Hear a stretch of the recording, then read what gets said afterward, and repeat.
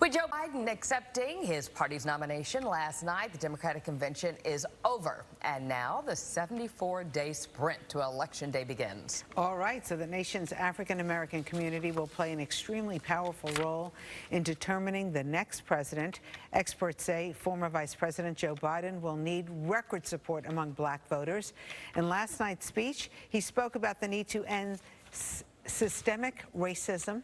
He recalled the conversation he had with the 6-year-old daughter of George Floyd.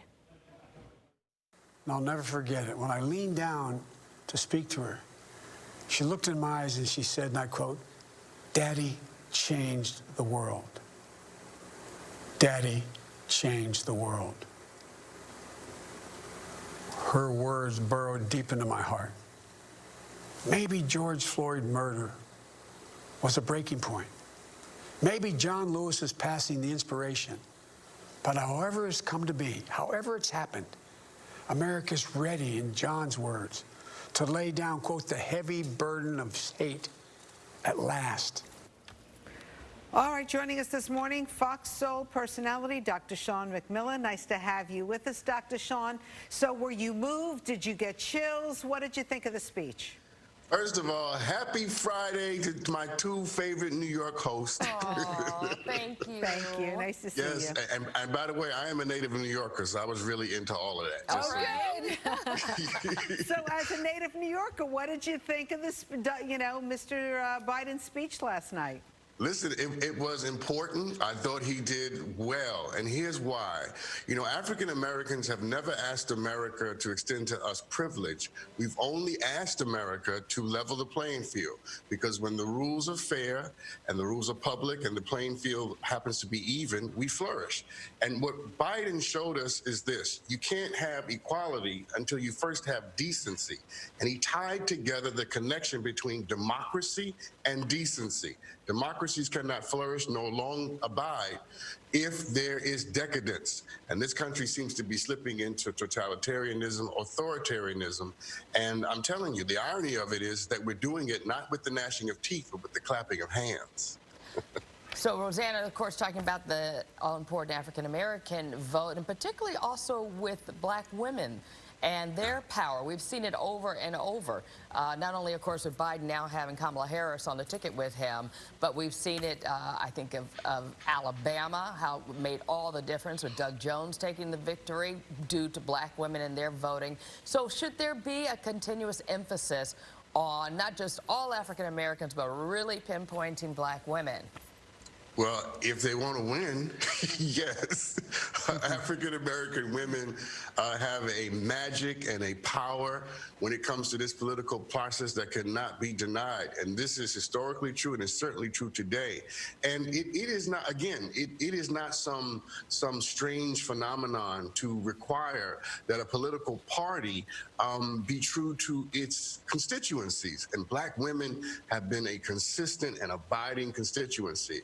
And I think this election, this year, really is the year of the woman, and specifically it's the year of the black woman. Kamala Harris represents our mothers, our daughters, our wives, girlfriends, grandmothers, cousins, nieces. She embodies that. And for all who may have a problem with part of her resume or record, we have to remember, I'm speaking specifically to African Americans, we have to remember that when you get to where she is, you begin to embody the best of what we hope to be. And we need to support her as we support our wives, our daughters, our sisters, and our girlfriends. So I'm just also wondering, I mean, how does the Democratic Party kind of navigate with the progressives and those who are more moderate? I mean, it just seems like nobody's going to be really happy. I mean, Bernie Sanders finally, said something last night, but it's a delicate dance. It is a delicate dance, but this is the dance that democracies must do, because democracies are all about negotiating interests. It's about me reconciling my love and what I want with what you want. But here's how I think the party can do it with progressives. Here's an analogy. It's like we're standing on the Titanic, and then the lifeboat comes, but you don't want to get on the lifeboat because the guy driving the lifeboat owes you $5 and you don't like the color of the boat. Here's my advice. Get your butt on the boat. and figure out the rest when you get to the shore. Progressives are going to have to get over it.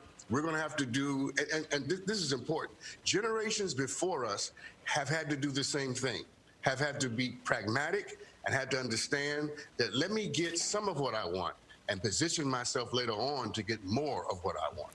How helpful do you think having the strong words from former President Barack Obama in his speech were, and also the former First Lady Michelle Obama? Because I remember the president came out and said, why did it take so long for Barack to endorse Biden? But I don't know if that's a question that should be answered or not, or can be answered, but he does seem like he stepped up to the plate.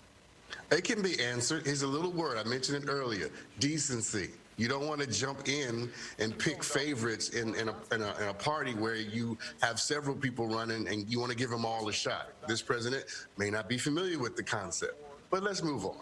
Barack Obama, first of all, his speech was towering. It was in the best of the African American experience, what we would call prophetic. He stood in the museum that was remembering or honoring the Constitution, but he spoke like Frederick Douglass, and he reminded America of what lay before it if we do not reclaim this democracy. Benjamin Franklin said it best: "We have given you a democracy if you can keep it." And he put that question before the country. And what he said, if I may, was very important. He said, we do not elect saviors, because in this democracy, rather, the people are what save it. And I think that was a clarion call, not just to Democrats or Republicans, progressives, conservatives, but to Americans to remember that unless we have a stake in what's going on, nobody, Joe Biden or Donald Trump, nobody can save us from ourselves. We have to do that hard work. Dr. Sean, tell us about Fox Soul, the app which you participate in.